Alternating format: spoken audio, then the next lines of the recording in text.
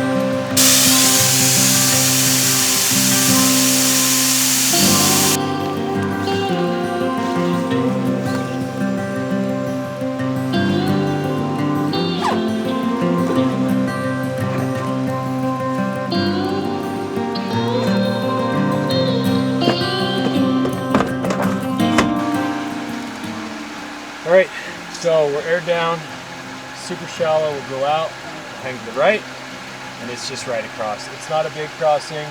They said it should be good at the office, so. Okay. The water looks like it's moving fast. It's moving, but it's not going to move these vehicles. So. That'll be good. Alright, sounds good. It'll be fun. Alright, here we go.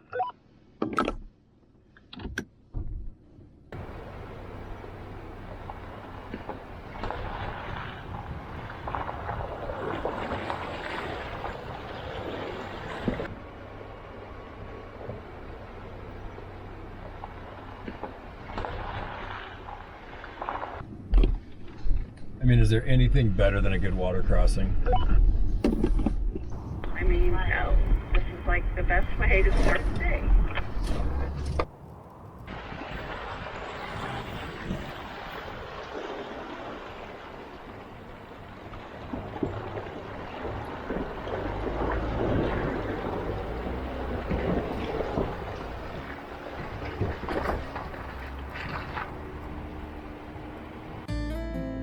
Remember, you can't operate a drone inside a national park.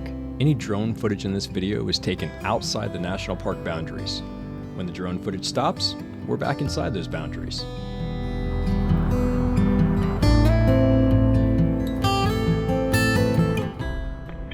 So if you look up and you see that line, it's kind of like a purplish color of sediment. It's actually volcanic ash. So when this area was formed like millions of years ago through volcanic activity, we're going to see stuff today that's like black, where we know it's like magma, but the purplish stuff is actually stuff that's blown into the air and landed and became this like sediment ash layer. Yeah, that's pretty awesome. Any idea how many millions of years ago that was? Like 20 million years ago. And if you look at it, what's really incredible is like you can really grasp the enormity of how big the explosion must have been, because we're talking about like 10 feet of ash.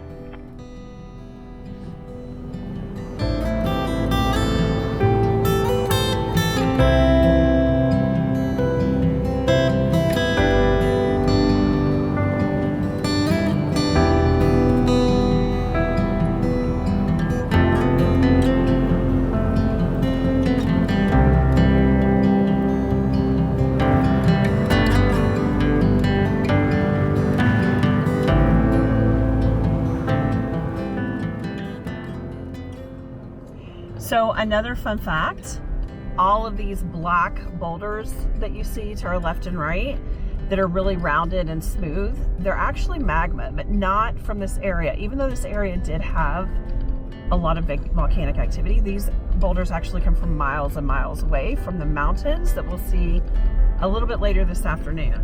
And they were brought here by glaciers, which is why they're so round and smooth, which is pretty cool. Like, these rocks traveled miles and miles by glacier water. So did that river we crossed, did that actually carve out some of these canyons?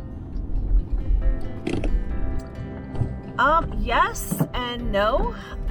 We are on sandstone and limestone. So this entire area was like an ocean and swampland, and it was a lot like Florida, which is also why in Utah we find like a lot of dinosaur tracks from them stepping in swampy mud. It's like super sticky. But this whole area was kind of like underwater for a while, and then as the volcanoes started to happen and these shifts in the plate started to happen, it pushed it up. And of course, you know, with climate change over time, created this desert landscape.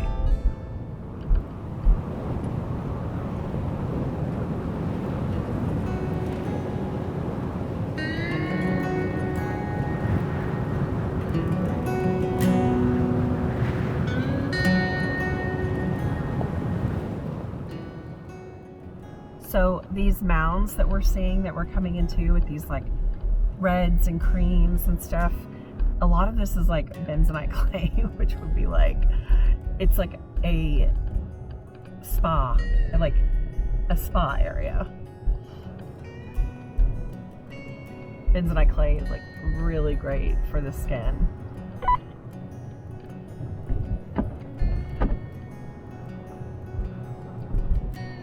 The other thing too with this area with the bentonite clay, as we're rolling through this area, is the texture of bentonite clay.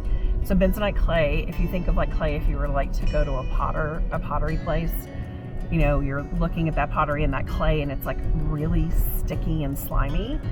That's what these roads, This entire area becomes when it rains. So driving through here directly after a rainstorm, or knowing that there's a possibility of rain that day, is actually not very smart, and you could probably end up getting yourself stuck out here.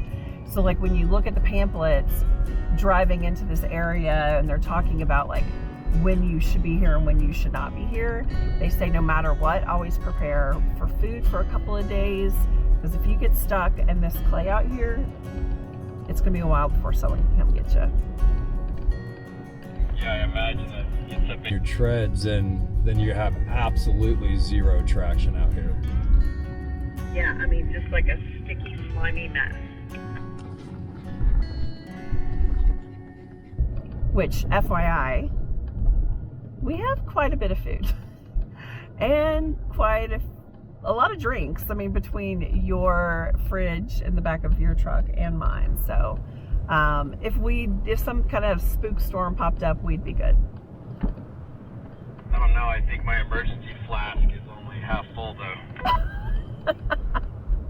I do think I have a pint stashed in the deck toolbox though, and I have cigars with me, so we'd last a day or two.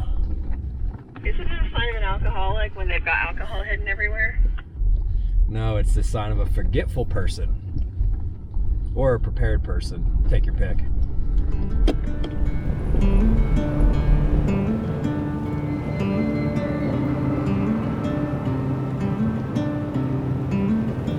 It was this part of the trail that truly made it feel like we were driving across the surface of another planet.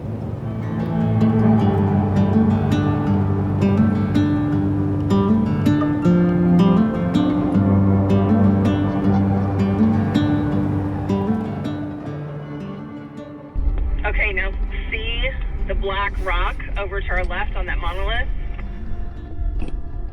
Yeah, I see it. That is magma. That is where magma pushed up through cracks and everything to like make its way out. and that is it preserved. Like it's amazing looking at it, because it's like you can see how magma makes its way up out of the earth. It's incredible. So like this whole thing to our left, all that black and magma? Yes. That was pushing its way up and out to form the land that we're driving on today. It's pretty wild.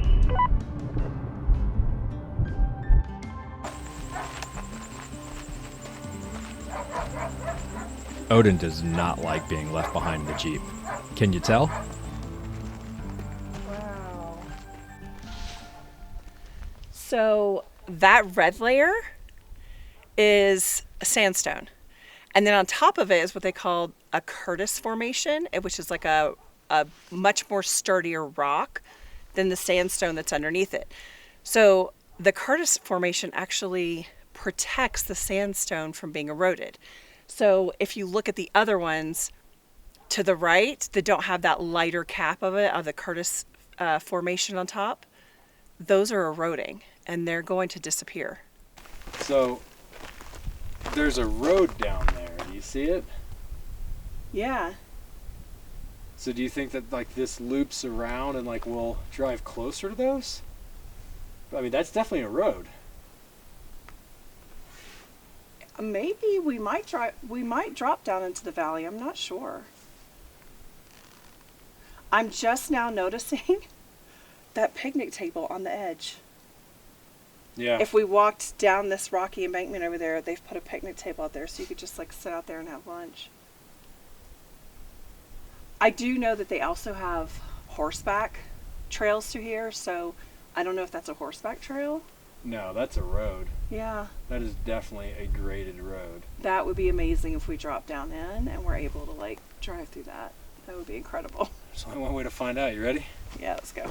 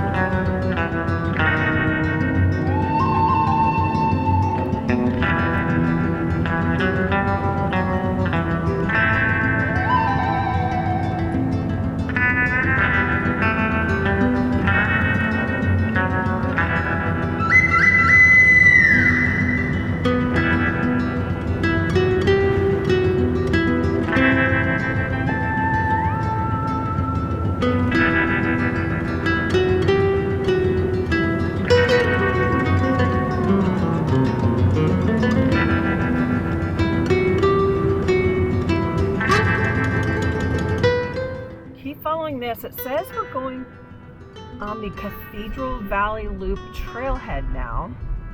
And you know, you had mentioned, I wonder if we're going to go down to that road that runs down into the middle of the valley. And I think we are, because we're headed down now.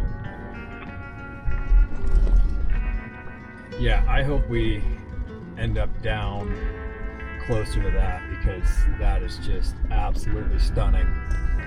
Well, and now we've seen the view from the top, which is just like jaw-dropping. And I can only imagine being down in there, how incredible it is to see and looking up at it.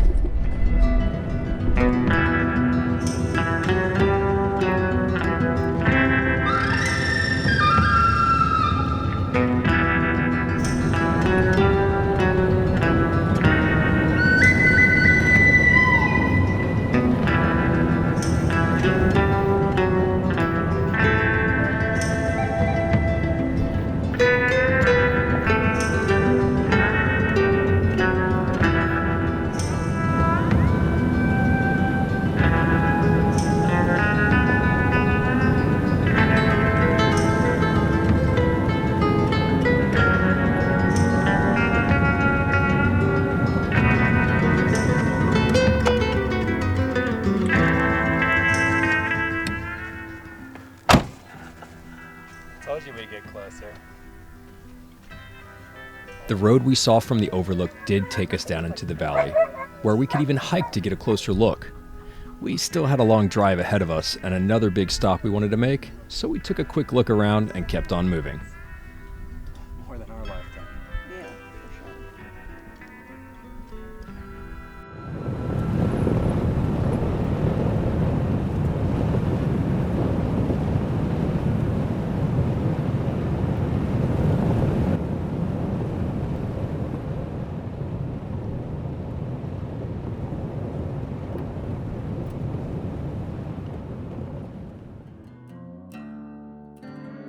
Next stop, the Gypsum Sinkhole.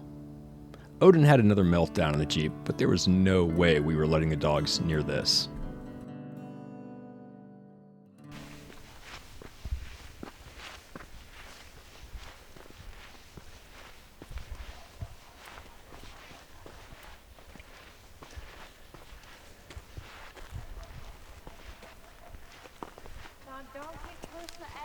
Holy crap. For me, like someone who's scared of heights, that's pretty nerve-wracking. So I'm like, this is all like really, really soft limestone and sandstone, and it just crumbles.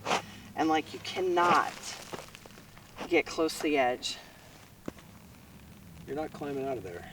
No, definitely not.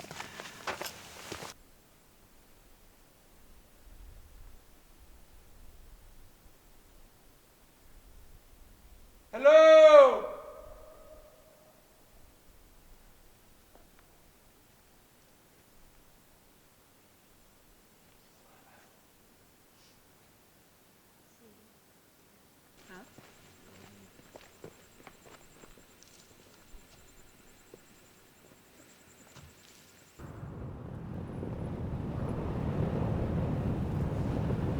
With the winter sun dropping quickly behind the towering canyon walls, it was time to stop sightseeing and start making better time back to camp. And you know what? Despite our best efforts, we still finished this trail well after dark.